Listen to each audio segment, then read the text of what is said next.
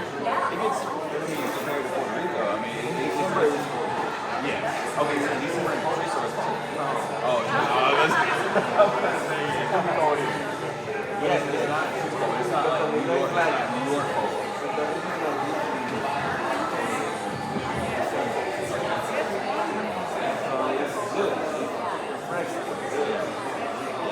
So it's not like that here. So don't be disappointed. It's gonna be cold. It's gonna be yeah, you know, yeah. So it's gonna be. You might want to go back to Puerto Rico in the winter time because it's gonna be a little cold. I don't know. I found Yeah.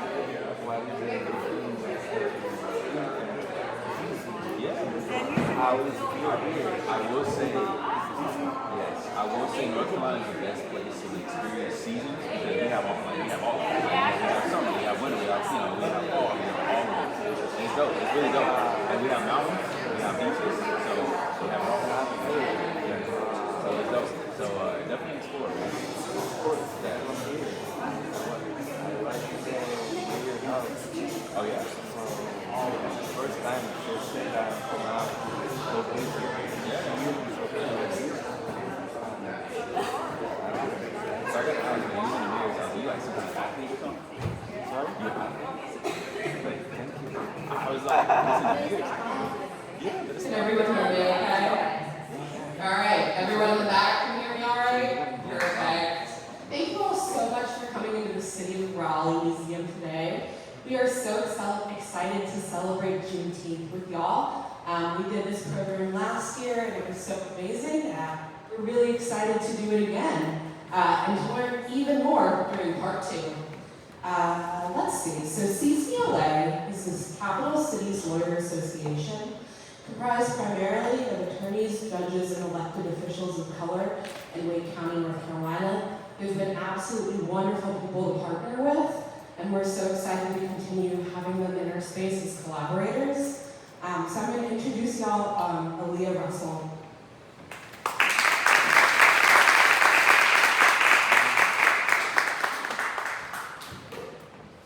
Thank you so much, Beth. We have very much enjoyed our partnership with the City of Raleigh Museum. In the past, we've had events during Black History Month. This is becoming somewhat of an annual event that we are so happy to do, and we are so happy to have Attorney Dixon as our speaker again for this. Before I let him come educate everyone, I do want to tell you a little bit about him. He was born in Danville, Virginia. From an early age, he began researching the history of the civil rights movement in his hometown. This work led him to become an active member of the city's Southern Christian Leadership Conference. Torrey has made history himself, believe it or not, by becoming one of the first students to graduate from Duke University School of Law and Duke Divinity School Joint Degree Program. Torrey additionally has spent some time at the Center for Civil Rights. He founded and directed Fair Vote North Carolina, which is an extension of the national nonprofit Fair Vote, formerly known as the Center for Voting and Democracy. For the last 15 years, Torrey has worked as an attorney for the North Carolina Department of Justice's Consumer Protection Division, where he has led a multitude of cases to protect consumers throughout North Carolina. And just a fun fact for you all before I introduce Torrey, his favorite dessert is sweet potato pie. Welcome, Torrey Dixon.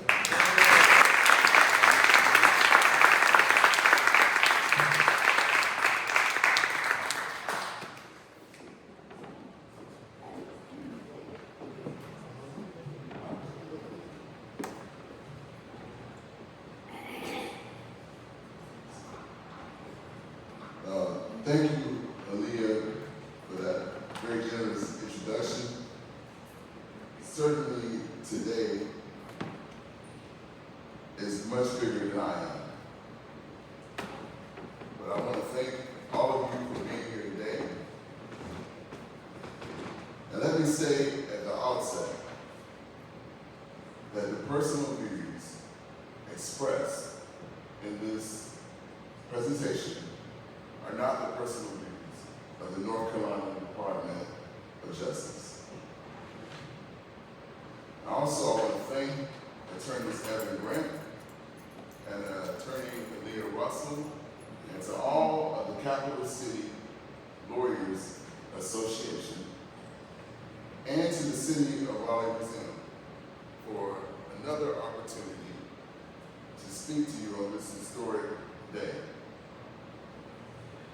The City of Raleigh Museum, which opened in the early 1990s as a nonprofit in Fred Fletcher Park, it later moved to this location, and later than that, it was adopted by the City of Raleigh, and it continues to maintain the mission. It has always maintained the mission of preserving Raleigh's past for the future. And today, with that mission in mind, I am going to give a presentation on the historical and legal significance of today, the holiday of Juneteenth. And I would like to begin by directing your attention to my first exhibit.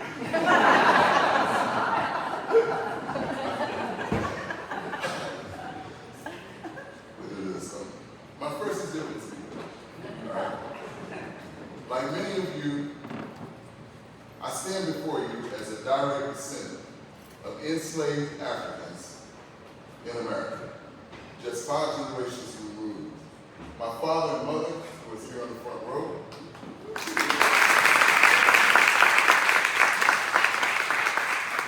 they told me stories about their great-great-grandparents who were enslaved.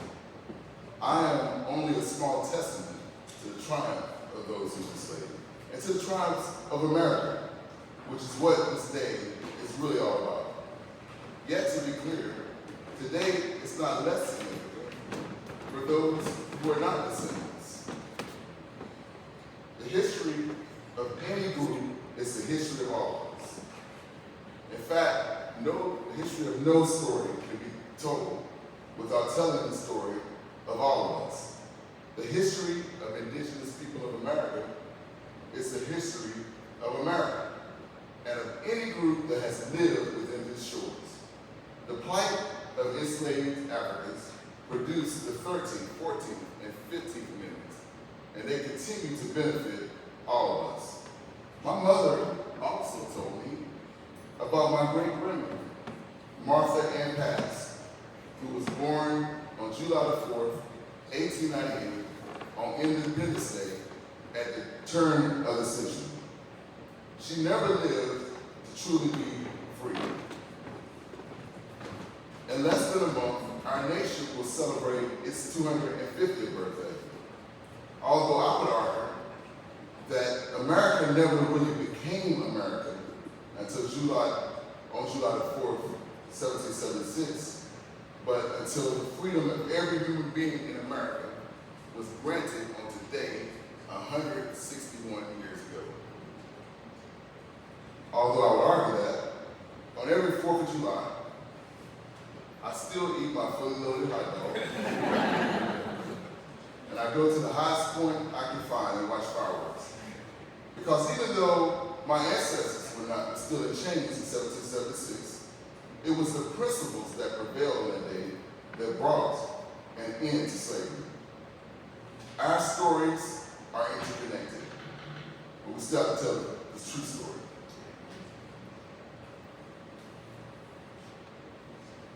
When Thomas Jefferson first ripped the wings of his geese at Monticello, what was Peter's name, by the way? Dipped them in ink and wrote the Declaration of Independence in 1776, which declared that all men are created equal. It was true but lied, in direct contrast to his own actions in the South Wing of Monticello, where he was violating Sally Hemings, a black enslaved teenager who had to negotiate her body in exchange for her children's freedom. They traveled to France together, and she had the opportunity to stay in France and live in freedom. But Jefferson promised her that if she would return to America, he would eventually grant her children's freedom. So she chose to do that. Her brother, John Hemings, crafted the world-renowned neoclassical architecture of Jefferson's house, which many of us know is the Monticello. He also crafted the elaborate woodwork and furniture within it. And within that house, Jefferson would enslave more than 600 human beings for life. This is America, a house that has always been revered for its outward beauty. A house that from its original origination boldly placed 16 Corinthian columns on the front porch of the Supreme Court to symbolize its ties to ancient Greece, where slavery and democracy first cohabitated. It is a structure resting upon the foundation of liberty, yet it was built by the hands of enslaved Africans. It is a house where the help who working in the fields from sun up until sunset rested their heads on straw on the dirt floor shacks in the backyard and were forced to eat in the kitchen. But then only if they were privileged. But they finally gained the courage to sit in and take their place at the table. In reality, I describe it, even now, as a gigantic fixer-up. Although it remains an investment property with enormous potential, it is still a fragile structure that has always had a crack in the foundation that has kept it divided against itself and that continues to compromise its structural integrity, risking the ultimate collapse of the entire building. Where racism was allegedly dead and buried, and buried a long time ago beneath it. Yet somehow, its odor seems to creep up through the woodworks from time to time, as if its decaying course was never fully buried, permeating the air to the degree that its rightful heirs still cannot breathe free. I'm going to give you some background on slavery leading up until the Civil War and the Emancipation Proclamation, and then I'm going to talk about how the Emancipation Proclamation led to June the 19th, 1865, how that even after the Civil War, they continued to celebrate that into the 20th century, and how it evolved to the holiday that it has become today.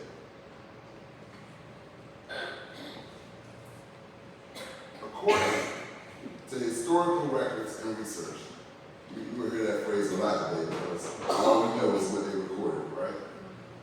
But according to historical records and research, during the period from the 15th through the 19th century, approximately 12 million Africans were forcibly transported to the Americas and the transatlantic slave trade. Although the overwhelming majority of these were transported to North America, or to South America, I'm sorry, over time, the number in North America would outpace the number in South America because the number in North America would rely more heavily on reproduction, when certainly rape was used to increase profits. South America would rely more heavily on bringing in new enslaved Africans. And once that was banned, the population in the North would outpace the population in the South. Enslaved Africans were viewed purely as commodities, with detailed price tags outlining their price based upon their age, their size, and their skill. Given this, they were crammed tightly within the boats that came across through the Middle Passage. As a result of this, many of them died. They were crammed tightly together in the pitch dark cargo holds, which had very little ventilation. As a result of this, many died of disease. Some died of dehydration and the lack of ventilation. Some died of suicide by starving themselves or some other act. Some died while attempting to revolt. In fact, what has been overlooked by history is that at least 10% of them attempted a revolt. And there was also cannibalism of the captives.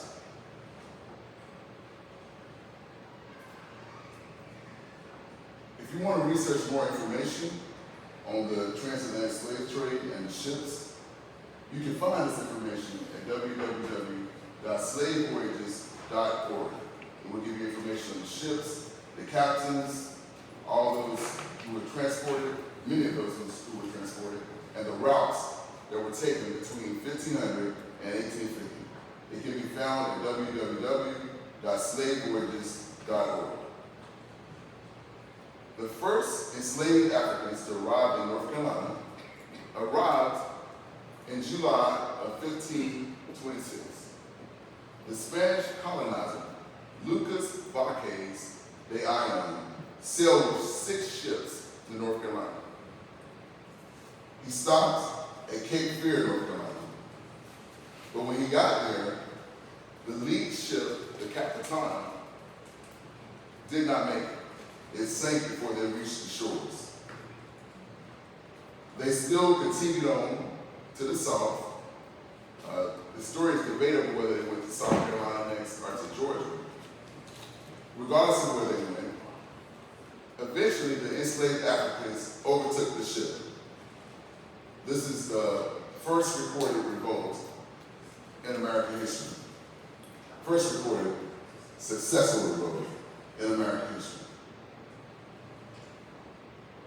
Later in that century, in 1586, approximately 250 enslaved Africans were brought with the English colonizer, Francis Drake. They first landed at Roanoke Island, but when they got there, they found that the white colonizers were ready to return to Europe. Many of them were struggling from starvation. And so according to historical records, they were abandoned. Sir Francis Drake returned with the other colonizers back to Europe. And historical records suggest that the enslaved Africans were left behind and integrated with American natives. It's impossible to overstate the depravity of the living condition of enslaved Americans. There was a high spread of disease. Plantation work itself was dangerous, so much to the degree that the average lifespan of an enslaved African was only 20 years old. Even though some lived beyond this, this is brought down because of the fact that many died. 50% of infants died within their first year. What you're looking at here is a slave quarters in Durham County on the Stagville Plantation, which has been labeled the quarters at Horny Grove. Enslaved people face punishing work hours. They worked from the time that the sun rise until the time that the sun set down. And they were given a set task to accomplish. If they did not accomplish this task, they were subjected to brutal punishment. Overall, when historians look back, they classify these labor efforts as 2 different systems. One as the task system and one as the gain system. was just like it sounds. A group had a task they had to complete by the end of the day. If they did not complete that, then they were subject to brutal punishment. This was way more popular on cotton and sugar plantations. The task system, one individual was given a task, and if he did not complete that task, or he or she, they were subject to brutal punishment. This was more common on rice plantations. What you're looking at here is a rice plantation in North Carolina.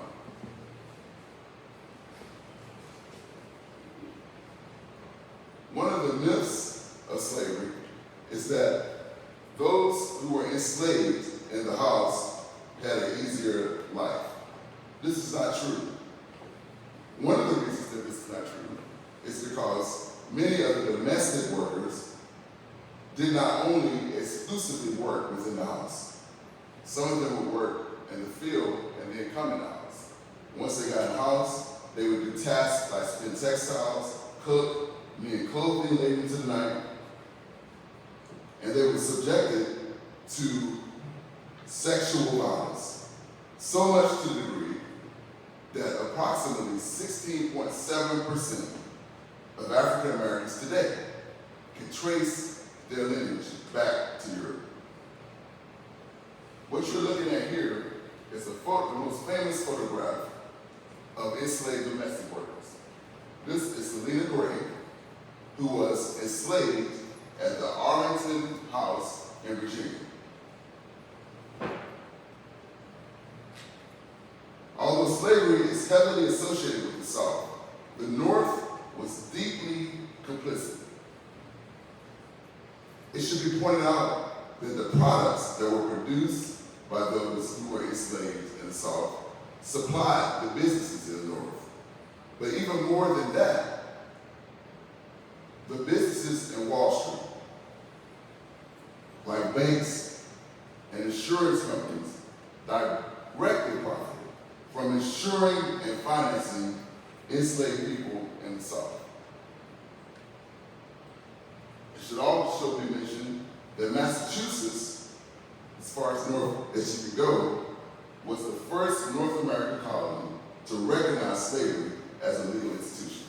And I have this up here because this book really details how the North was involved in slavery. It's entitled Complicity, and it was written by Ian Farrow, Joel Lane, and Jennifer Frank.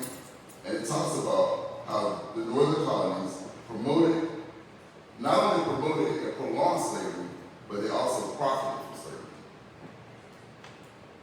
This is a good segue into our next figure, which many of you may recognize.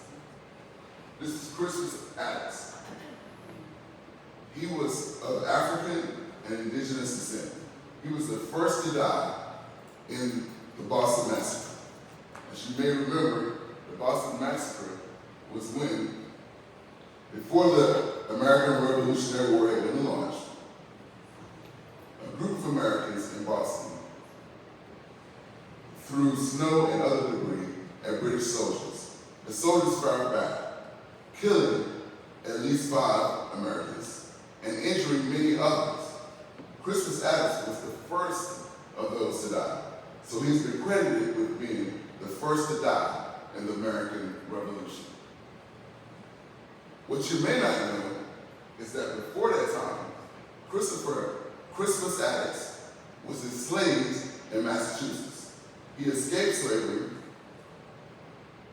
and lived most of his life not as Crispus Attucks, but as Michael Johnson. While he lived as Michael Johnson, he worked as a sailor and as a whaler. For those who don't know, a whaler is simply, I didn't know, but a whaler is a person who hunts whales. When he was killed in the Boston Massacre, an interesting fact is that he had just gotten back from the Bahamas, and his next destination was North Carolina. On April the 14th, 1775, the Pennsylvania Society for the Abolition of Slavery was founded. This was an organization that was founded by Quakers. Of course, their main objective was the abolition of slavery, but they also worked to secure the rights of those who could escape slavery. This is their constitution, which founded their organization. And I would also note that in 1775, that's 1 year before the Declaration of Independence. Speaking of the Declaration of Independence, shortly after that, the Constitution was ratified. In June 21st of 1788, the Constitution was ratified. But the point that I want to emphasize is that the Constitution did not explicitly mention slave or slavery. It was described by the founders in their dialogue amongst each other as a peculiar institution. But they did address it in the Constitution. Under Article 1, Section 9, and Clause 1, they prohibited Congress from banning the importation of slaves for a specific amount of time. And then, of course, under Article 1, Section 2 and Clause 3, they incorporated the Three-Fifths Compromise. This was a compromise which allowed the slave states to keep their balance of power. In order for them to keep the balance of power, because they were outnumbered by the number of voters, they were given the opportunity to count enslaved persons as 3/5 of a human being. This is both for representation and for taxation. This went hand in hand with the Electoral College, which was also created to preserve the power of slave states, and it slightly gave them an advantage. This advantage made it possible for most of the early presidents to be elected from the South, including Thomas Jefferson, who won by a narrow margin. In 1808, Congress banned the slave trade. They passed a law that banned the international slave trade. This is accomplished by treaties with other nations with naval blockades. But the end result was not good for enslaved Americans. It resulted in increasing the domestic slave trades, wherein more slaves who were in the northern southern states, like North Carolina, Virginia, and South Carolina, were shipped to the southern slave states, like Alabama, Mississippi, and Louisiana. This resulted in approximately 1 million enslaved Africans having their family broken up. From the 1790s until the 1820s, enslaved people, enslaved Africans, built Washington, D.C. During this time, the federal government leased enslaved persons from enslavers. They worked to clear the land of Washington, D.C., to cut the timber, to quarry the stone, to build the brick, and to build the actual structure of the U.S. Capitol and of the White House. That's a fact that my teachers forgot to mention in middle school. This brings us to our next figure, which is Nat Turner. I'm sure many people are familiar with the name. Nat Turner was a preacher and a carpenter not too far from here in Southampton County, Virginia. One day, he saw that there was an eclipse. He took this as a sign that God was endorsing him to lead a revolution. Later on, after he had planned the revolution and recruited 70 other enslaved Africans, he saw that the sun had turned gray. I believe this was an act of God, but historians have argued that what he really saw was the eruption of a volcano at Mount St. Helens, thousands of miles away. He launched this revolt, he killed approximately 50 white persons. In return, they killed 120 enslaved Africans. This is considered the deadliest revolt in American history. But later on, as you can see, as we move into the mid-1800s, we're moving towards the Civil War. By the 1830s, we saw a drastic increase in slave revolts. So by 1839, there was another slave revolt that many of you may be familiar with. That was when Portuguese settlers went to Africa at Sierra Leone and they kidnapped Africans. Their intention was to bring them to Cuba on a ship that was named the Amistad. Those Africans successfully overtook the ship. They attempted to return to Africa, but they were eventually intercepted by the U.S. Navy. Once they were brought back to America, they sued all the way to the Supreme Court, and the Supreme Court declared that they were free. After this, they were allowed to return to Africa. But only 2 years after that, the most successful slave revolt occurred. This is when enslaved Africans were being transported from Virginia to Louisiana on the ship named the Creole. They successfully overtook that, and they took the ship to the Bahamas. That's the most successful slave revolt in history. Bahamas is a good place to go. In the decades preceding the Civil War, it has often been argued that slavery was a dying institution. But now, most scholars agree that slavery was actually successful in those decades. It was an expanding economic enterprise. It deeply enriched whites in the North, as well as whites in the South. And in fact, it drastically increased in the 1830s, the 1840s, and 1850s. In the 1850s alone, it increased by a quarter, by 25%. But growing parallel to this movement was the abolitionist movement. So as an effort to counter the abolitionist movement, slave owners in the South attempted to promote propaganda that slavery was in fact a benevolent Christian institution.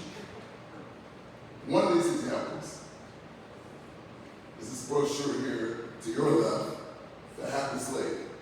This is a brochure about the account of an enslaved African in North Carolina. The idea behind this was that he was happy. This would eventually evolve into what some of you may know as the myth of the Sambo. Many historians have studied it. Some of them argue that there was, in fact, this personality of enslaved Africans, but they acted out this personality of being happy in their state as a means of survival and advancement. As you can see, this was contradictory to the realities of slavery. On the right, this is a photograph you probably have seen before.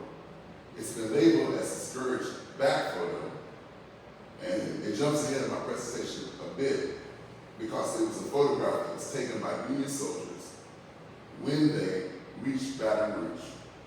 It has been called boarded or whipped here. Our next exhibit brings us to one of the greatest Americans who have ever lived, Harriet Tubman. Harriet Tubman was an escaped slave. Again, there's that phrase again, according to historical records and research. We don't really know what happened because it was an Underground Railroad, right? But according to research, she led 13 missions. She rescued 70 enslaved persons, which is a big number during that time. One of the things that always stood out to me about Harriet Tubman is that she was completely fearless. If you attempted to turn back, she told you up front that she would kill you. Given that, nobody turned back. Nobody was caught during this time. Once the Civil War began, she became a spy for the Union, and after that, she became an activist in the women's suffrage movement. This brings us to a landmark decision in the Supreme Court, which has been labeled the Dred Scott decision.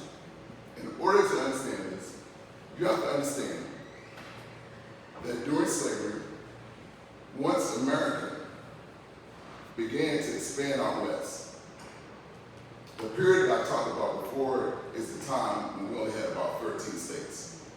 Once they began to expand out west, many of the slave states became worried that if they admitted other states into the Union that were not slave states, they would lose their balance of power now. You know, that's sort of like the argument that parties offer now to stop other states from being added, like Washington, D.C., Puerto Rico, or whatever. So at that time, they did not want to stop the balance of power. So they reached what was called the Missouri Compromise. Under this compromise, Congress agreed to admit Missouri as a slave state, but only along with Maine that was admitted as a free state. And that going forward, they would use what you're probably familiar with, the Mason-Dixon line, running out to California to determine whether or not a state would be a slave state or a free state. After the Missouri Compromise, Dred Scott, here on the right, traveled with his captain to Illinois, which obviously is above the Mason-Dixon line. They stayed there for many years, and then they returned to Missouri. When they returned to Missouri, Dred Scott courageously, and it definitely was courageous, filed suit arguing that he should be free because he spent so much time in Illinois as a free person. This made it all the way to the Supreme Court, and the Supreme Court ruled that African Americans were not citizens, that he did not have a right to bring the suit, that in fact, we had no rights to bring, that we had no rights for which white men had to respect. And also that the Missouri Compromise was void because they ruled that Congress did not have the power to outlaw slavery anywhere in the United States.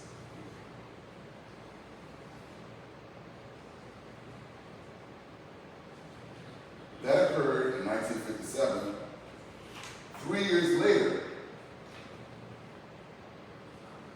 President Lincoln was elected as the president in November of 1860. This was a big deal because President Lincoln was a Republican. At that time, the Republican Party was the party that advanced the abolition of slavery. So once that he was elected, many southern states seceded from the Union. The first of these was South Carolina. So they seceded in December of 1860. Move ahead to the next year. By April of 1861, Lincoln attempted to resupply the troops who were at Fort Sumter, which was a federal troop, but still within what the Confederates were claiming as their territory. This was nonviolent. But when they crossed the South Carolina border on April 12th, they were fired upon. This is viewed as the beginning of the Civil War on April 12th, 1861. So here we have the beginning of the Civil War. And one of the facts that always stood out to me is that during the Civil War, more Americans died than all of the other wars combined, including World War I and including World War II and all other wars. 2 years after the Civil War was launched, Lincoln passed what has been described as the Emancipation Proclamation. This was an executive order. I'm I'm sure in our current times, we're all familiar with executive orders, unfortunately. But an executive order does not require the passage of Congress. The downside of that is they can always be revoked. The president can revoke it at a whim, the next president can revoke it. But the best way to look at the Emancipation Proclamation is that it was a war strategy. Because if the intent of Lincoln had been to free the slaves, he would have freed those slaves that he actually had the power to free. But he did not free those who were enslaved in slave states that were not a part of the Confederacy, like Delaware, Kentucky, Maryland, and Missouri. But he issued the proclamation freeing those slaves who were in Confederate states. And he also made it clear that if they were free, they had the opportunity to join the Union Army. So it definitely was a war tactic.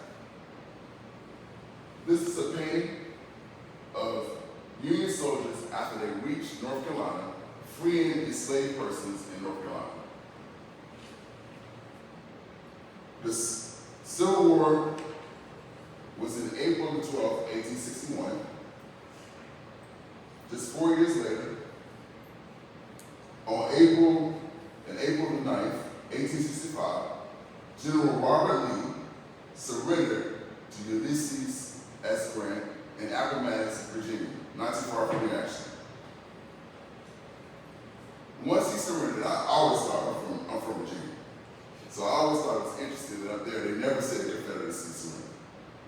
They always say Lee surrendered. No, I always think that's what they're saying that. They were really on board with that, but he jumped out there anyway, right?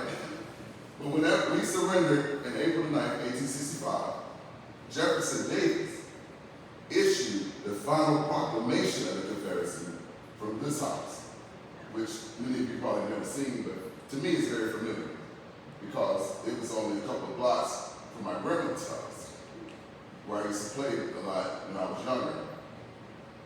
And most of the time I grew up, it's a Confederate flag in front of it, but eventually we succeeded in removing that, as you can see, that's an American flag here. But when he issued this proclamation, that was considered the end of the Civil War. But despite the fact that the Civil War had ended, many enslaved persons had been freed by the Emancipation Proclamation. And in fact, Abraham Lincoln died a few days after that. Despite this, slavery continued. Part of this was because that the word just didn't reach places as far as Texas, right? They didn't have the internet at that time. But also some were stubborn and they did not want to relinquish the system of slavery.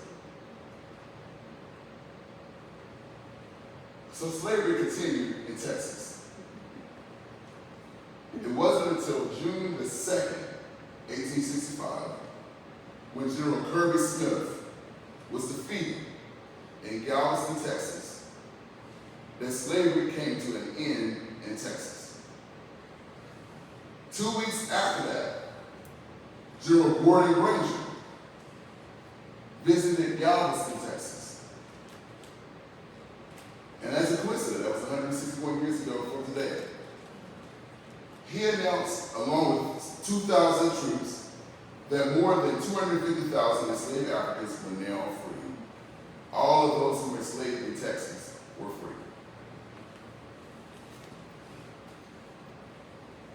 The most significant of his order was order number 3. This is the true Emancipation Proclamation. And I'm looking for a volunteer who's willing to read this. Seeing that we have none, I'll go ahead and read it for you. The people of Texas are informed that, in accordance with the proclamation from the Executive of the United States, all slaves are free. This involves an absolute equality of personal rights and rights of property between former masters and slaves, and the connection heretofore existing between them becomes that between an employer and hired labor. The freedmen are advised to remain at their present homes and work for wages. they are informed that they will not be allowed to collect a military post and that they will not be supported in idleness, either there or elsewhere. That's one of the things that come up in the emancipation of black people. For some reason, they thought that once black people were free, they would be idle, they would be lazy, or that they would be revengeful. So a lot of laws were passed to prevent them from doing either one of those things, including the Emancipation Proclamation. It should also be noted that General Granger delivered this to Galveston. Galveston is a port city, so it wasn't as though that this was the first word this reached, first time this reached Texas, because many people had already received the information. Also, not everyone was free after this, because some continued in slavery. That was the mindset they had.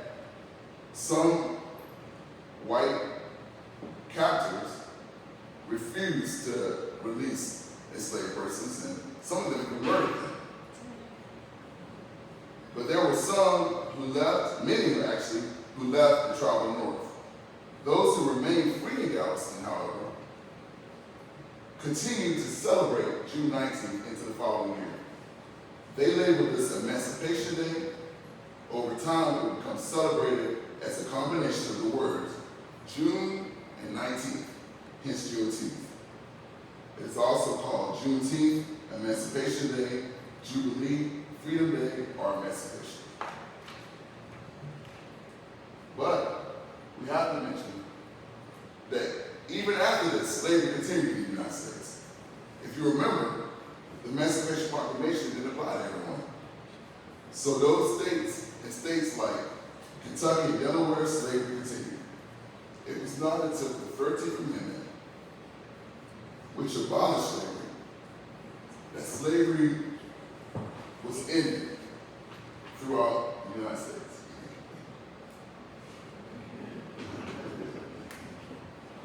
Lincoln had championed this before he passed away in April of 1865, and President Johnson continued to push this. But in December, it was ratified by the last state, which was Georgia, and slavery was ended still in most of the United States. It continued, one of the places it continued was in the territory that they were pushing west, where there was indigenous people. There was still slavery in those territories. One of them is what eventually became the state of Oklahoma. In the aftermath of the war, the Southern economy was in shambles. Southern whites were infuriated. Many farms had been destroyed or looted. Freedmen generally had their freedom, but nothing else. Many of them became sharecroppers. We'll talk about that a little bit later. Some migrated to camps set up by the federal government. But in 1865, Congress created the Freedmen's Bureau. This bureau worked to help those freedmen, and it also worked to help whites who had been displaced by the war. Some of the damage that was left was drastic. One of the things that the Bureau did was that it parceled out land, 40 acres, from abandoned and confiscated lands. But the story that may not be told is that this land was eventually taken back and returned to their owners. One of the books I relied on in my research was On Juneteenth by Annette Gordon-Reed. She described the spirit better than I can describe it. Seeing that black people could exist outside of slavery put the lie to the idea that blacks were born to be slaves, making life as hard as possible for free African Americans, impairing their movement and economic prospects, even if that meant the state would forego economic benefits of talented people who wanted to work. This was designed to prove that blacks could not operate outside of slavery. Many whites found the Freedmen's Bureau to be meddlesome and believed everyone would find his or her natural place in society if left alone. Yet Southern whites refused to let everyone be alone and live free. One of the systems that was used to keep blacks in the system of slavery after slavery was peonage. Under peonage, there was three main forms of peonage. One of them is debt bondage.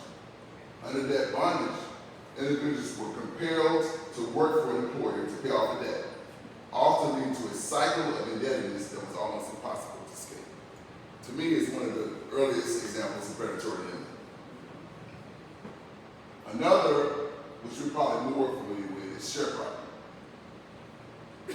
This was a system in which farmers leased land to live on, and the tenants paid their rent with a portion of the crops. But that was all they really earned, so they lived in poverty. So this tied into the land perpetually. Another system,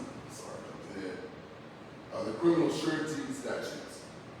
There were laws that were designed for the purpose of African Americans to break them. As a result of these laws, they would be fined.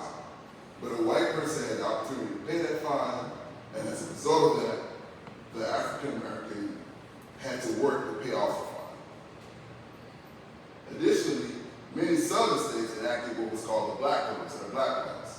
These were used to restrict the freedoms of black and maintain a system of control that was very similar to slavery. Such laws controlled their movement, activities, and forced them into paid labor.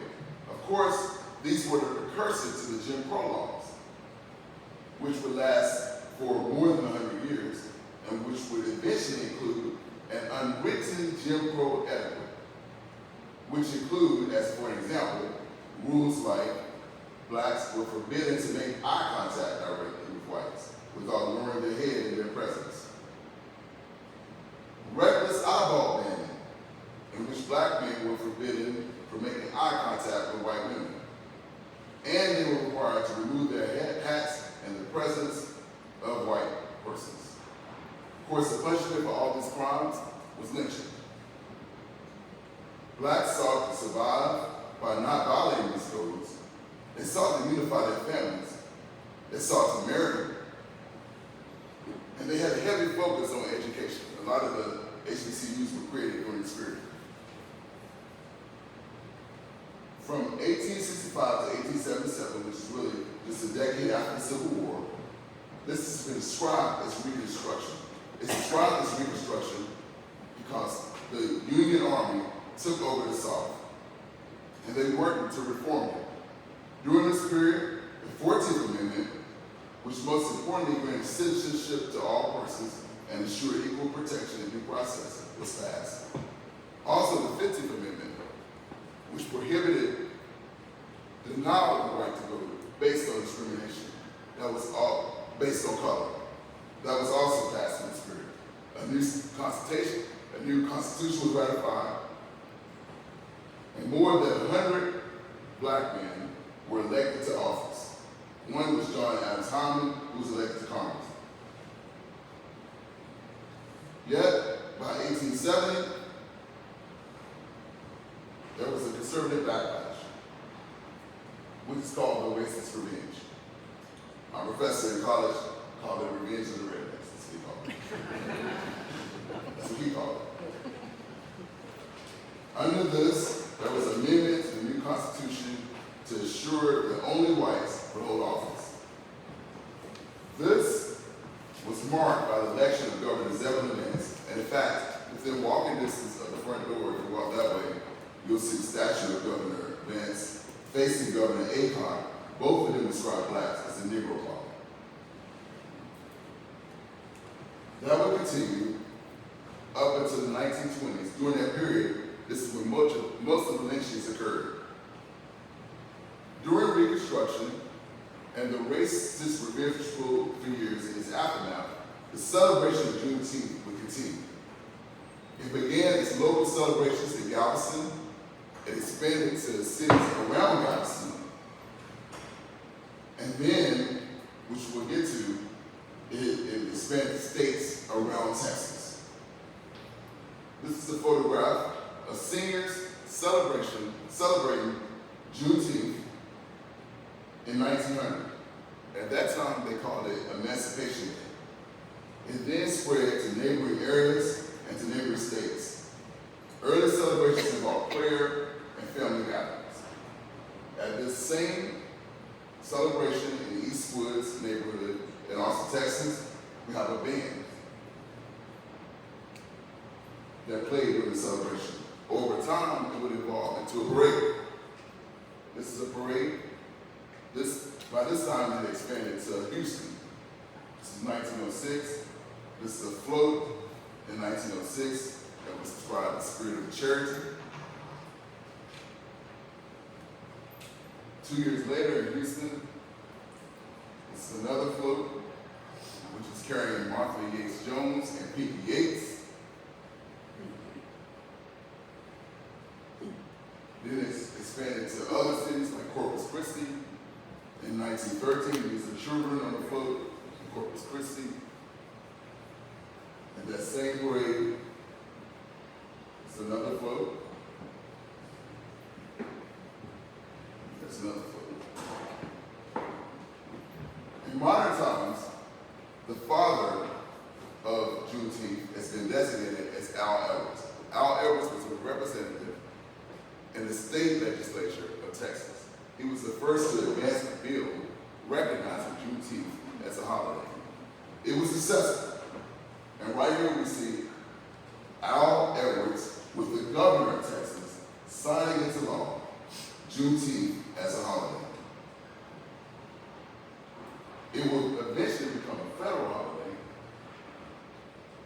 on June the 17th, 2021. Part of the momentum for the holiday has been credited to the aftermath of the killings of Breonna Taylor and George Floyd. The key champion of the federal holiday was the late Congresswoman Sheila Jackson Lee. This is a Facebook post before she passed away, in which she talked about how she had worked for many years, starting in 2013, to get a resolution passed. When the bill was passed, all of the opposition came from the Republican Party, some of whom argued that having another holiday like Juneteenth would confuse those who wanted to celebrate Independence Day and force them to choose a celebration of freedom based on their race. Here's another celebration in the Bronx in the 2020s. The events of 1865 underscore the fact that black equality has never been granted in one moment in America, but it's always had to be the goal of a movement in America. It would be another 100 years before the Reconstruction Amendments would accomplish their aims in the passage of the Civil Rights Act and the Voting Rights Act. Today, we see a national movement to take back these things and to erase black history, which is, of course, American history. We're reminded yet again of what we have always known, that you cannot trust the oppressor to accurately preserve the history of the oppressed. History is not just his story. It is also her story. And really, it's our story. When you look at it realistically, and not with color blindness, not through a white lens, but with real eyes, that's when you realize the real lies. Like, for instance, that the Louisiana Purchase was not a purchase at all, because you cannot sell land that you do not own. That manifest destiny is an oxymoron, and that Christopher Columbus did not discover America. The world is not flat, it's round, and we are all therefore interconnected. History is never past. It shapes how we see the world today.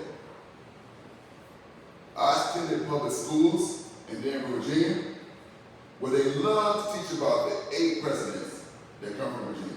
I think Virginia is the lead state in that category. In Danville in particular, they also love to teach about how Danville was the last capital of the Confederacy. I remember sitting in elementary school from kindergarten to 4th grade, and many of the classes were lined at the top with the faces of all the presidents. I vividly remember sitting at my desk as a young black boy and looking up at those faces of white men.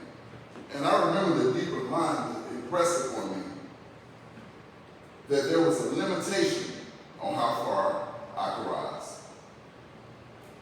When all someone had to do was just to tell me that in that same building where Jefferson Davis issued the last proclamation of the Confederacy, just a century later in 1960, by then it had become a public library. During that time, a group of non-high schoolers was sitting for their right to access the library. And this came shortly after the 4 students set in at A&T, and it was one of the foundations of the Civil Rights Movement. It would have made a difference if they had told me. They didn't tell me about Dr. King. They didn't say anything about the fact he had visited Danville. But if one teacher could have just mentioned that he had visited my hometown, it would have made a difference. Like Jesus, they hung our ancestors upon trees. But here in the 3rd century after the founding of America, just when some thought that our dreams were buried, we can be the resurrection. The fact is, slavery made America tremendously rich. And it is still reaping the benefits of wealth, for which its victims and their descendants were never compensated. Although African Americans lost more, it is a fact that America as a whole lost. The many human beings who hung from trees were somebody's babies, somebody's mother, somebody's father. They could have been Sojourner Truth. They could have been a B.B. King. They could have been a Mahalia Jackson. They could have been a Martin Luther King. Because we today stand on the shoulders of our ancestors. Of course, just based on physics, we can see further than they saw. Now we know that those who died did not die in vain, but they survived and died, so Dr. W.E.B. Du Bois' collection, so Rosa Parks could sing, so Mahalia Jackson could sing, so Ali could be the greatest, so Sammy Davis Jr. could tap, so the king of pop could slide, so the prince of pop could write, produce, and perform, so Michael Jordan could lead, so Oprah could talk, so Obama could run and win, so Simone Giles could twirl, and so Beyonce could continue to reign. Today, as the queen of pop, today, even when we attend the Academy, we do not get the salary we deserve, or the Academy Awards that we deserve. We don't even get the Oscars we deserve for our performances and code switching every day. Yet when we make a mistake, we get more than we deserve. And a justice system that bears a striking resemblance to slavery. We went from the auction block to the cell block to lowering the neighborhood block. But only when we block out the values of others can we see our true value. When I watch the latest news cycle today, it reminds me that this is not really new at all. We're just seeing a new America that has always lurked amongst us. One that has always lived on in the hearts of our brothers and sisters who have always sought to own America, and not just America, but to own the world for themselves.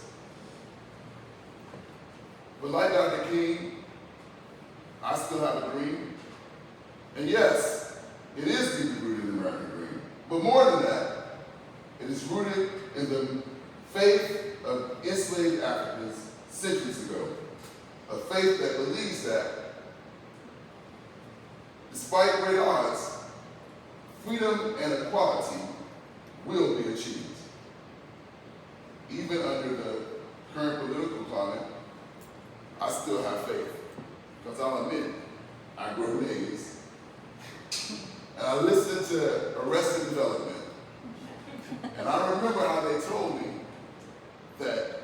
might walk the roads that your forefathers walked, and even climb the trees that your forefathers hung from. But you can ask those trees for all their wisdom.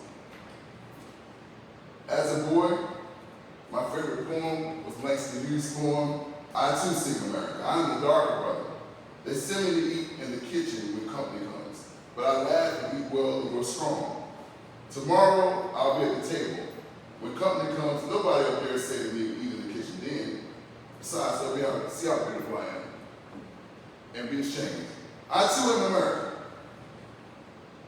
I still have faith in the American dream because at an early age, I memorized Maya Angelou's poem, And Still I Rise, where she wrote, you may write me down in history with your bitter, twisted lies. You may try me in the very dirt, but still like dust I rise, because I am the dream and the hope of the slave. I have much faith because I know the words of my favorite part of the Black National Anthem. I'm not going to sing it to you. But sing a song full of the faith that the dark past has taught us. Sing a song full of the hope that the present has brought us. Facing the rising sun of our new day begun, let us march on to victory is won. I have faith because I can still hear a preacher's voice in the church that I spent most of my time growing up in my adolescence, saying that weeping, it may endure for a night, but joy cometh in the morning. When I was a little boy, I used to wonder, what is that song? Swing Low, Sweet Chariot. What is that all about?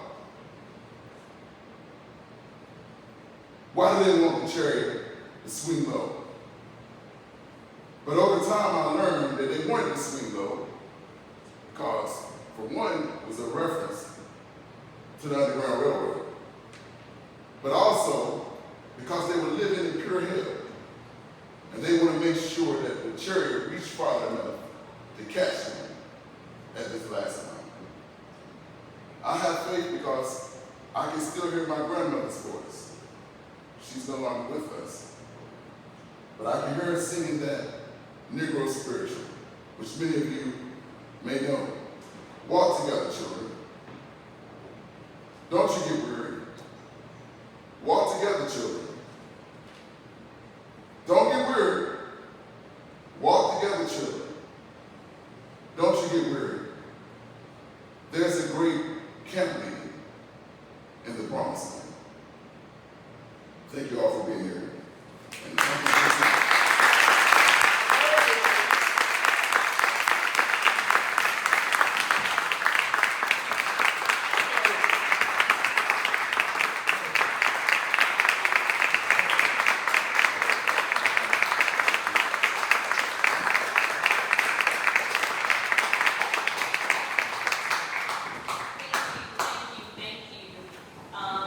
Thank you for that amazing talk on. Sorry, I'm loud. Can everybody hear me? Okay, I don't do real nice. Thank you, Tori, for that amazing talk. We appreciate you taking time out of your Friday on a Juneteenth to give that talk for us. For those of you who do not know me, my name is Taylor Higgs. I am president of Capital City Lawyers Association, which is the Black Lawyers Association of the Triangle, specifically the Raleigh area. We are the co-sponsors of today's event. We are extremely grateful to City of Raleigh Museum for giving us the space and the venue to have this conversation. I'm a firm believer that it gets easier to talk about race if we stop avoiding the issue altogether, which means the more we talk about it, the more we can make sure these things don't happen again. It's the thing, especially in today's climate, it is very important to not ignore what's in front of us, but to face it head on and make sure we understand the history behind it. So I thank you for taking time on your Friday to come out and spend your Friday with us. As a thank you, well, as a part of the thank you for doing that, we also have a food truck outside along with the icy vendor on their way. As a side note, Capital City Lawyers is celebrating 35 years this year. We have been in existence for 35 years. Capital City Lawyers Association was actually created for a time when Black attorneys were not allowed in the regular bar associations.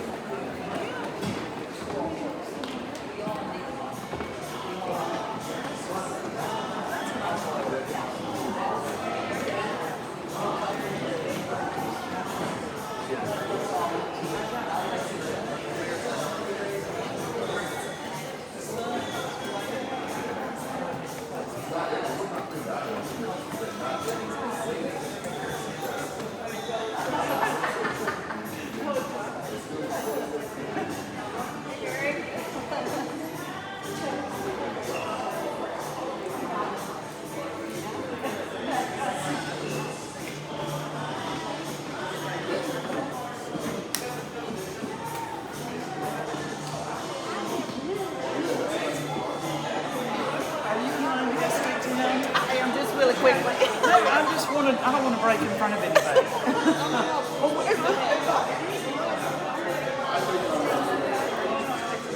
I remember it was a big contest. They called it what? They did something like I didn't mind it.